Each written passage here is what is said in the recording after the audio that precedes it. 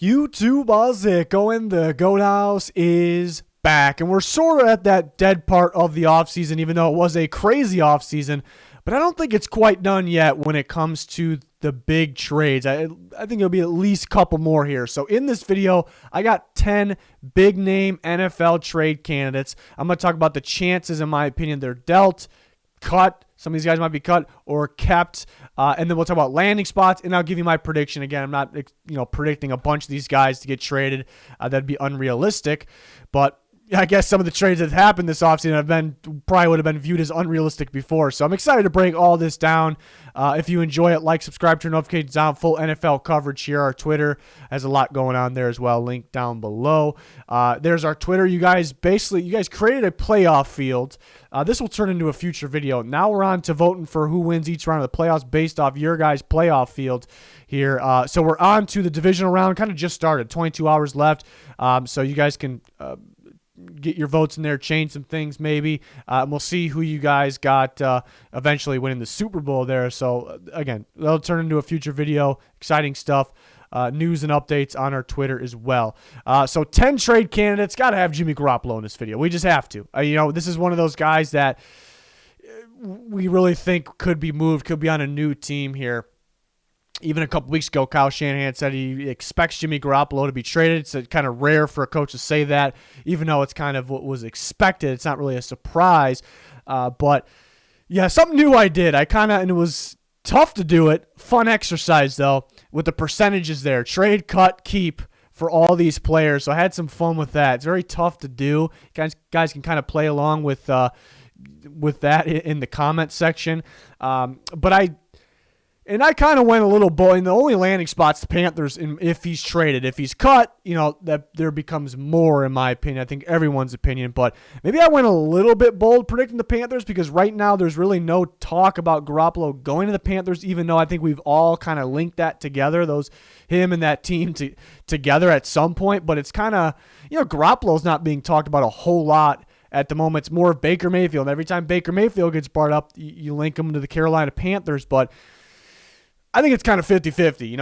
I really think they end up with, and we'll talk about Baker, but Garoppolo or Baker, I think they end up with one. I'm going to go with Garoppolo, even though it's not getting talked about a whole lot right now.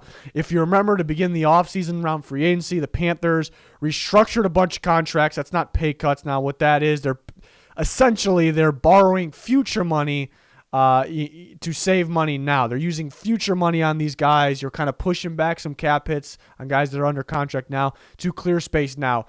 So you really only do that most of the time, 99% of the time, if you plan on spending that money. And they cleared quite a bit. So I think I still think they have plans of going for that quarterback, somebody pricey. Baker's a little pricey. Garoppolo maybe a little bit more when it comes to the cap charge. So those are other reasons why I think Garoppolo to the Panthers makes sense. They could view Baker as kind of another Darnold-type guy. Same draft class, obviously more proven, better than Darnold for sure. But do they want to mess around with that? Garoppolo a little bit more proven, obviously. Not that he's great, but he's a little more proven, of course. So they may feel like they have the weapons around Garoppolo to make that work. So that makes a little bit more sense to me. But 60% chance of being traded. I went 30% chance of being cut. Now because of the injury, that kind of changes some things, how much money they can actually save. Then 10% keep. There was some talk at some point that, maybe they don't fully Lance isn't fully ready and they may go Garoppolo. So I didn't want to go 0% keep, but I kept it low. I think they're going to go with Trey Lance. Shanahan came out and said he expects Garoppolo to be traded. Doesn't mean it's guaranteed, but you don't really say that and keep a guy. So I kept it at 10%. There's some sort of shot there, but I do think he'll be traded. There's still some teams that could use a quarterback, and we know that's the most important position in football. The cut's possible, though. Could it be, I almost originally wanted to go 60 trade, 40 cut, but I left some percentage for the keep there. But I want to trade. I like the Panthers getting Garoppolo here. And then to Baker, I almost want to put the Panthers as my prediction. It wouldn't make sense, but Panthers is my prediction for Baker or Jimmy because I think I'd be right. I think they're going to get one of them. But if I really do believe, and I do think it's 50-50, if I really do believe the Panthers end up with Jimmy G, then I have to send Mayfield somewhere else. So we'll go with Seattle. I really like the fit in Seattle as well. I feel like they almost have to. They don't really think they almost have to. Sounds like they like Drew Lock. They have Geno Smith. I think you get better at Baker Mayfield. He looked solid just a couple years ago. It's a guy that might be their future. And, for a starting quarterback, he's not that expensive cap-wise right now. If he's traded, I really only think it's Carolina or Seattle.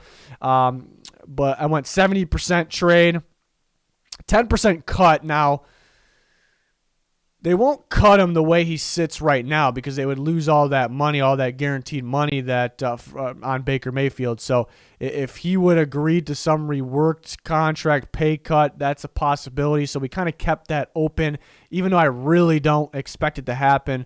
And then keep, I went 20%, so above cut, which most people may disagree with, but I would disagree strongly with them. I think there's a better chance of keeping than cutting because the Browns, it's not like they're desperate for that money. They'll be desperate for future money because the contract, Deshaun Watson really. But that has nothing to do with Baker Mayfield. It's a one more year on the deal. They have plenty of space. They clear a lot of space for this year, so they can have him sit there if they're not getting the proper compensation back. So they can afford to keep him, basically, is what I'm getting to. So there is a chance for that. I just think at the end of the day, I still think Mayfield has upside. He's shown glimpses. He was solid 2 years ago, helped the Browns get to the playoffs and kind of put up a fight a little bit there. And then teams are just kind of desperate to take chances on guys like this. A guy's worse than this, more risky than this. So, something about Baker too. I think an angry Baker Mayfield, a motivated, angry Baker Mayfield could do some damage. I think there's got to be a team out there that thinks that. So I'm going to go with Seattle. I think it'll be much better with him, and they kind of get him a trial, see if he's the guy of the future. And they're going to be a run-first team anyways, maybe run something similar to what the Browns are running 2 seasons ago. But I do think if Carolina, it's kind of 50-50 with Carolina, Jimmy G or Baker. I think they'll be thinking we'll be better with Jimmy right now. Mayfield's got the upside, a little bit cheaper cap-wise. I guess it all comes down to the trade, what the asking price in the trade. So I think they'll both be dealt. Deebo Samuel, who was a lot of buzz right before the draft, maybe during the first round of the draft, the Jets tried to trade for him with Deebo.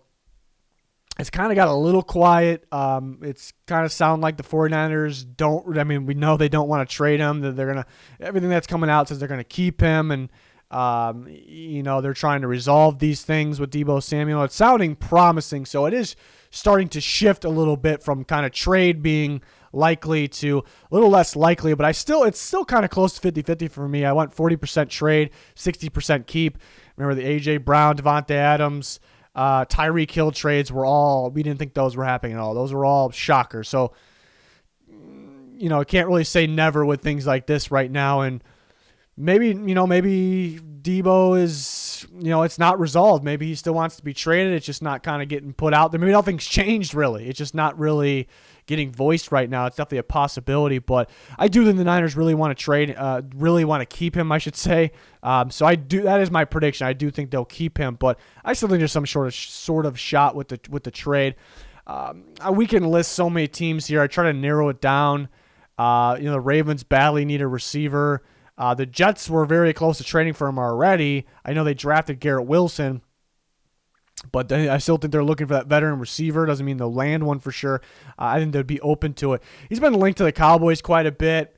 That's a tough one, though. I put him on here just because everyone's kind of linking the Cowboys. I think it's more of hope or fans. They're very tight in the future with cap space. They did clear a little bit, though. We'll see. And the Patriots are tight now in cap space, but have that future, and they're always looking for receivers. So, do the Jets step back in there and make an offer that the 49ers will be willing to accept? It's possible. I think more likely he's with the 49ers. Could his role change? We will see. DK kind of taking a step down. It's either 30% chance to trade, so a little bit less than Deebo Samuel. Pete Carroll says he's hopeful they can reach an agreement. Now, it sounds like they want to reach an agreement, but, hey, they're hopeful. I mean, the Packers were hopeful with Devontae Adams. The Chiefs were hopeful with Tyreek Hill. The Titans were at one point hopeful with A.J. Brown, and those guys got dealt. So it could mean that they're hopeful, but maybe it doesn't get done, and then they trade him. So some similar teams in there. I think you throw the Packers in there. I don't know if the 49ers would trade Deebo to the Packers, so I left them out of that one. Some teams that need receivers, similar teams there. But I think at the end of the day, the Seahawks do want to keep DK. They're going to keep working towards keeping him. Is he going to be hesitant to accept a certain deal with the quarterback play? And the question right now, that's a possibility, and that's maybe why he could be dealt, obviously. But would like the Packers a lot. Aaron Rodgers, DK Metcalf would be interesting. What would it take? Would the Packers be willing to trade away kind of what they got for Devontae Adams? It wouldn't be exactly, because some of those picks were used. I mean, they used some picks to trade up and get Christian Watson too. So some stuff needs to happen here. I don't think a trade will happen, but it's definitely possible. I wouldn't have put, again, I keep mentioning the A.J. Brown, Devontae Adams, and Tyreek Hill, especially the A.J. Brown and Tyreek Hill. I would have put them at a 0% share, like 1% chance of being traded, and we're sitting here with DK at 30. So it's still a possibility here. Another one, Terry McLaurin, Scary Terry. Contract talks, really, it sounds like they haven't been going great. He needs more money, obviously. Keep expecting to get done. It's not getting done, so things kind of get interesting. This is one of those where it's like I just don't see McLaurin anywhere but Washington. It's just hard to see him leave. It's hard to see them trade him. So I originally had the trade lower than 20%, but at the same time, this keeps kind of going on, and then they draft Jahan Dotson, who, in terms of when they were prospects, and then Dotson still is, but similar style as McLaurin. They also paid Curtis Samuel, which is very risky. It looks even more risky now. Paid him a good amount of money a year ago. So they have some value tied up. And they haven't really valued having a list of receivers in the past. And you have the Samuel, who they have, they like for this year. Hopefully he can stay healthy. Like I said, they valued him. They paid him. They drafted Jahan Dotson in the first round, or maybe a little bit earlier than people expected. So they put a lot of value out there. So that would be a reason why, if you thought that'd be a reason to argue why the trade could happen. Very well could happen, is because they already put a lot of value out there. Yes, none of them are Terry McLaurin, but maybe they're up to something. But it is very hard for me to see them actually trading McLaurin. So took it a step under DK, but the more I talk about it, the more I think that maybe it's a possibility. Maybe Washington realizes it's a possibility they have to trade him. Can Washington, another team, reach an agreement on compensation there? What they'd have to give up. That'd be tough with Terry McLaurin as well. How much is he asking for? So a lot of these are some big questions here. But 20%, I think 80% they keep him. I think they reach a deal, but that's a lot of value tied to the receiver position, especially recently. Curtis Samuel's going to have to work out. Again, they just drafted Dotson in the first round, but they want Wentz to work out, so they're just supplying with all these receivers here. So in a way, that kind of makes sense. But we will see. So maybe not as big of a name here. Jalen Reagor. I didn't have any other receivers being dealt, but who knows? They could be dealt. I think Rager's name's popped up. It's a decent possibility. You see some landing spots there, some more of the rebuild teams that he could be part of. Pretty much anybody could afford him for the most part. I went 50%. This one's kind of somewhat even across the board. 50% trade, 30% cut, 20% keep. So the least likely is keeping, actually, even though there's a shot. But that's because the Eagles actually have a number of receivers now. They add A.J. Brown. They signed Zach Pascal as well into that group. They like Quez Watkins, guys like this. So there's a shot that Reagor may not make the team, so he could be cut, obviously, and they could just focus on his other receivers and, move them up the depth chart, obviously. But I think a trade's a possibility. There's teams in need of a receiver. He's kind of cheap. He still kind of feels like he has upside, like he's a prospect still, and he's that type of unique receiver, a utility type receiver that teams are looking for. So number of teams here that could use them. Ravens are so desperate for a receiver. They like to run the ball. Reagor's a good end-around guy, was very successful at TCU. And why I think he's struggling right now is because you go back to TCU, he was a risky prospect because they pretty much just stuck him on the right side of the field, and they either ran a go or it was a go, a screen pass, or an end-around. Now the Ravens could take advantage of a lot of teams can, but Ravens will really like a guy like that, kind of get the most out of him. They're missing that speed of Hollywood Brown. They get that in Reagor, a cheaper option. So, predicting any trade here, I guess, would be bold, but so went a little bit bold. But the Ravens landing Reagor probably for a cheaper draft pick, definitely a day 3 draft pick. And then next, Dalton Schultz is very interesting. It seems to be frustrating with the franchise tag tight end trying to reach an agreement on a long-term deal. Now I think the David Njoku deal really blew it, for guys like this, because of course Schultz is going to ask for more. The Cowboys are hesitant at spending that, but they're really hesitant at spending that on anybody. You saw that this offseason. So it's extremely, extremely tricky. And when I first started making this video, I kind of came up with I'm looking for big name guys. Reagor maybe not the biggest name. He was just recently a first-round pick, though, in a pretty good receiver class. Still think he has upside. But I was putting these names together, and when I first thought of Schultz, instantly thought of him because it's kind of news coming out very recently that frustrating that they can't really reach a deal, and it makes sense on why they can't. He's going to be asking too much what the Cowboys want to spend. They're hesitant spending in general. It makes sense. But when I thought of him, I'm like, yeah, so maybe there's a shot, more than 10% chance for sure. When I kind of sat down and kind of finished making all these and really thinking, I really lowered the trade percentage there because the Cowboys would just rather, and maybe Schultz would just rather, mainly the Cowboys would rather have him play on the franchise tag. And then on top of that, the landing spots, there really isn't many. Bengals kind of a wild card one because they did sign Hayden Hurst, but they would be an upgrade with Schultz. I think they would like him. But really looking at Houston and Indy, not too many landing spots. And if the Cowboys keep him, let him walk next year, do they get a 3rd or a 4th round compensatory pick in the following year? That's a very strong possibility.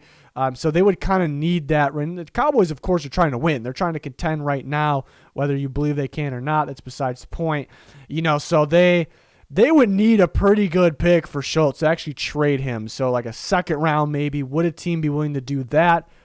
Not too many teams out there, if any, and then give him that big contract. Again, the tight end market just got a big boost recently, so it's an extremely tricky situation. So the more I thought about it, the more I thought less and less the trade was a possibility, but there's some frustration out there, but I do think the Cowboys end up keeping him here for the reasons I explained.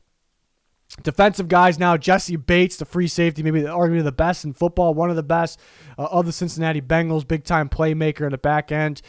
You look at some landing spots, Philadelphia, Atlanta, Arizona, and the Jets, teams that can kind of pay him long-term, could use a free safety. The Eagles really can't pay him long-term because they're always tight on the cap space, but they're always, one of those teams that restructures contracts, add void deals, push the money down the road, kind of borrowing that future money. So they're one of those teams that will do that. Not a lot of teams do that because it does put you in a tight situation, hurt your future a little bit. But Eagles team are a team that will be willing to do that. So that's why they're on there, despite maybe the future cap space there, which kept some of the other teams off.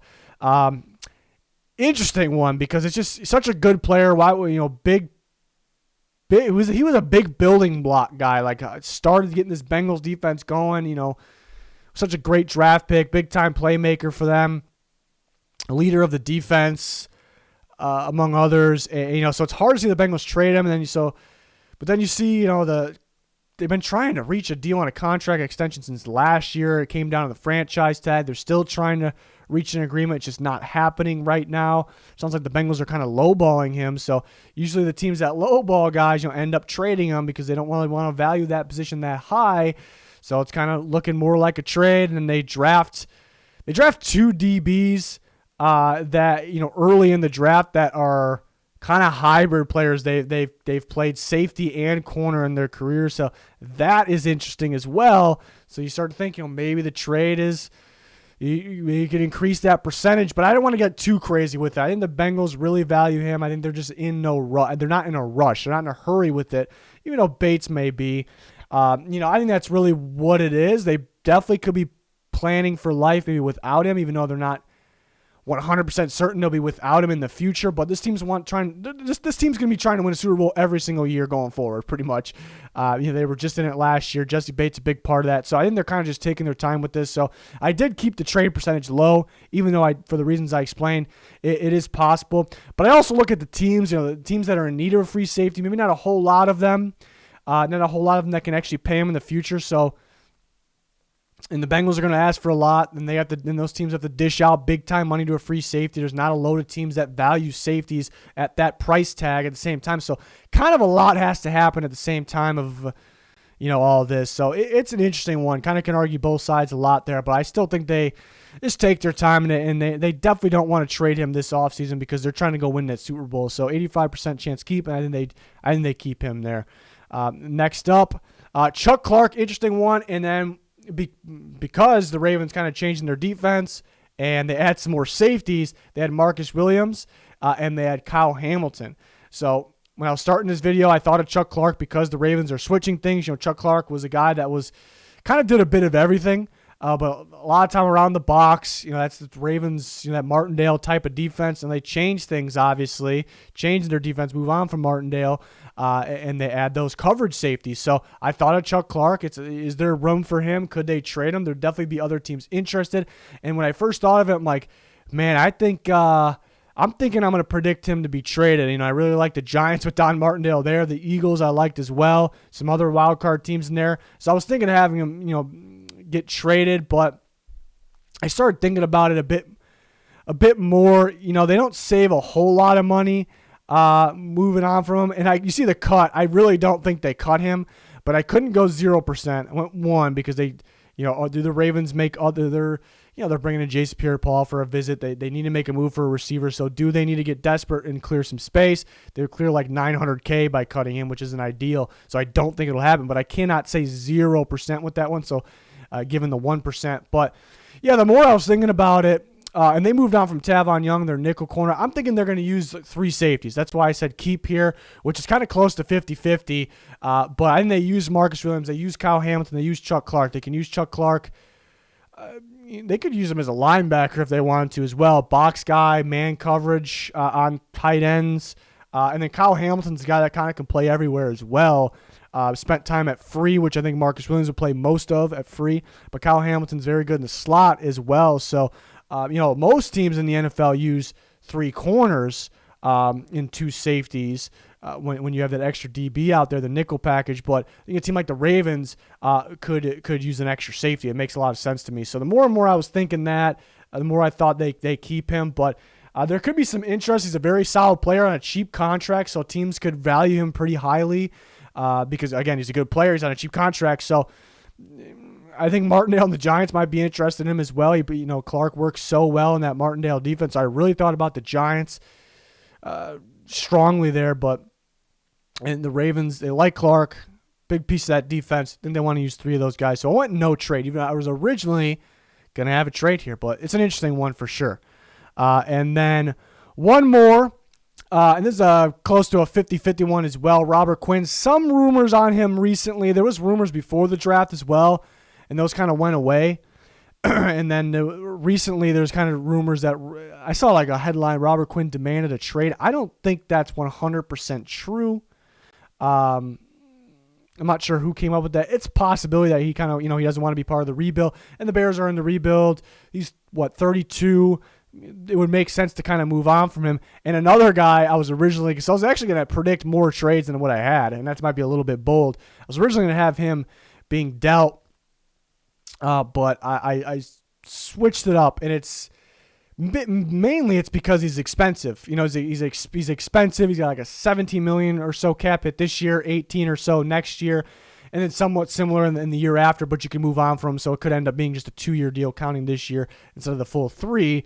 A lot of teams in need of pass rush. Pass rush is one of the most important things in football. Robert Quinn was dominant last year, but super expensive because he's kind of been hot and cold throughout his career. Hasn't fit everyone. What do we trade for him? What do we? The Bears are kind of going in that rebuild mode, but they're not going to just give him up. They're not going to just give him away. So a team I just don't see them reaching the deal on compensation and a team wanted to bring in that contract. Now, I'll tell you, and I put the Cowboys up here. The Cowboys just had him, and before he went to the Bears, he's very solid. And the Cowboys, lost Randy Gregory, who they really wanted back, so they could bring Quinn back. Pretty expensive. They're not really willing to dish out all that money, though, cap hit wise. And they'd have to trade a pick, so I don't know. Panthers lost Reddick. The Chiefs, they got Clark and Karlaftis, most likely stick with that. There was some rumors linking before the draft, linking Quinn to the Ravens. Maybe a little bit too expensive. They're in on Jason Pierre-Paul, perhaps. They had him on a visit yesterday. And I thought the Cardinals. I was actually originally going to predict the Cardinals, and now I was feeling pretty good about it because there's been some rumors, like I said, over the last couple months, recently as well, that Quinn could be dealt. Cardinals lost Chandler Jones. They're looking pretty weak, honestly, compared to the rest of the NFL in terms of their edge rush group there. So they could definitely use him. They didn't really spend much money this offseason. They actually have a lot of future cap, even though they have to pay Kyler Murray, but they have a decent amount of future cap.